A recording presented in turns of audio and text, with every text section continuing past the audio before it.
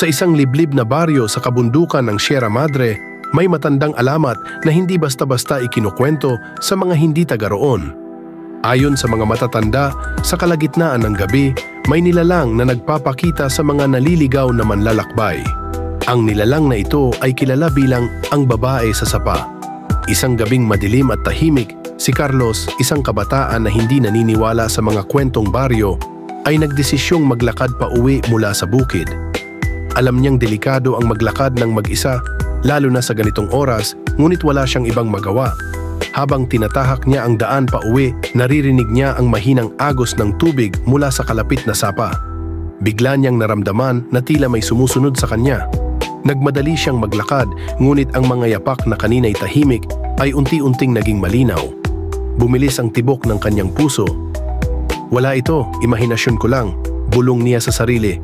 Pero hindi nagtagal, naramdaman niya ang malamig na hangin na parang humahaplos sa kanyang batok. Sa pagliko niya, nakita niya ang isang babaeng nakatayo sa tabi ng sapa. Nakasuot ito ng puting damit na basang-basa. Nakatalikod ito kay Carlos, ngunit hindi ito gumagalaw.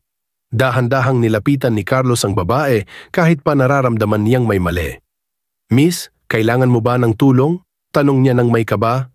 Biglang humarap ang babae. Nanlaki ang mga mata ni Carlos sa takot.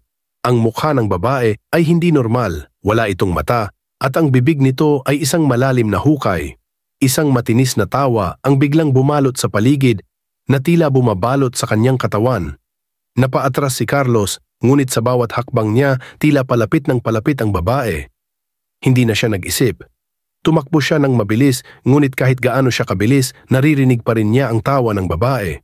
Hanggang sa maramdaman niya ang malamig na kamay na humawak sa kanyang balikat. Napasigaw si Carlos, ngunit walang lumabas na boses. Ang paligid ay tila sumikip at ang kanyang katawan ay biglang naging mabigat. Kinabukasan, natagpuan si Carlos ng mga kabaryo. Nakalugmok sa tabi ng sapa, ang kanyang mga mata ay dilat na dilat at ang kanyang bibig ay nakanganga na tila sumisigaw. Wala na siyang buhay. Ayon sa mga matatanda, biktima na naman ng babae sa sapa ang binata. Simula noon, mas lalong nag-ingat ang mga taga-baryo. Wala nang naglalakas loob na maglakad ng mag-isa sa gabi, lalo na kapag malapit sa sapa.